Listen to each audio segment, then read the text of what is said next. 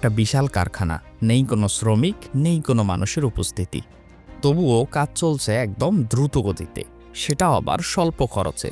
প্রযুক্তির উন্নতির দিকে দেশগুলোর নাম বিশ্লেষণ করলে চীনের নাম আসবে হয়তো সর্বপ্রথম। ঠিক চীন আবারও পুরো বিশ্বকে কাঁপিয়ে বানিয়ে ফেলল মানুষবিহীন ফ্যাক্টরি, যেখানে মানুষ ছাড়াই নিরবিচ্ছিন্নভাবে কার্যক্রম চালাবে রোবট এবং এআই মেশিন দ্বারা। চীনের ডার্ক ফ্যাক্টরি কি, ডার্ক ফ্যাক্টরি কিভাবে কাজ করে, কিভাবে যাত্রা শুরু, তা নিয়ে আলোচনা করা হবে রহস্য ছায়ার এই এপিসোডে। রহস্য ছায়া চ্যানেলে নতুন হয়ে থাকলে অনুরোধ করব চ্যানেলটি সাবস্ক্রাইব করতে।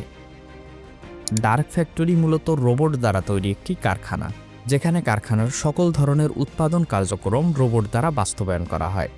রোবটের মধ্যে ফ্লেক্সিবল অটোমেশন সেন্সর বসানো থাকে, যার ফলে নির্দিষ্ট কাজগুলো নির্ভুলভাবে করতে সক্ষম হয় কৃত্রিম বুদ্ধিমত্তা।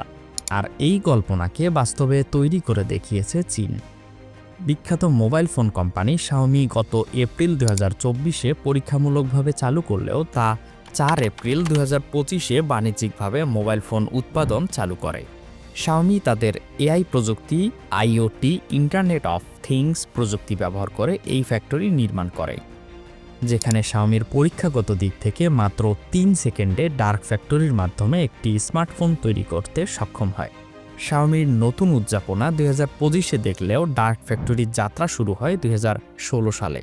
ফক্সকন বিওয়াইডি মিডিয়া প্রথম পর্যায়ে চালু করে চীনের ডার্ক ফ্যাক্টরি। চীনের এই ডার্ক ফ্যাক্টরি বিভিন্নভাবে ব্যবহার করা হচ্ছে বর্তমান বাণিজ্য খাতে। গবেষণার মতে চীনের ডার্ক ফ্যাক্টরিতে এআই প্রযুক্তি থাকার ফলে কাঁচামাল পরিবহন, অ্যাসেম্বলি, কোয়ালিটি কন্ট্রোল, বিভিন্ন কাজের রোবট সেন্সর, ক্যামেরা দিয়ে পরিবেশ এবং কাজ পর্যবেক্ষণ করে একদম নিখুঁতভাবে।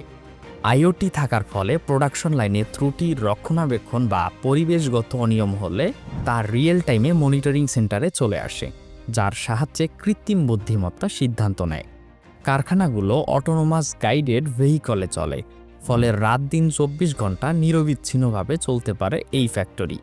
এই ডার্ক ফ্যাক্টরির ফলে 100 জন মানুষের কাজ সাধারণত কিছু মেশিন দ্বারা বাস্তবায়ন করা যাবে, আর সেই কাজের গুণগত মান নির্ভুল এবং স্বচ্ছ হবে। এছাড়াও লাগবে না কোনো আলো বাতাস, যার ফলে ব্যয় কম, লাভ বেশি।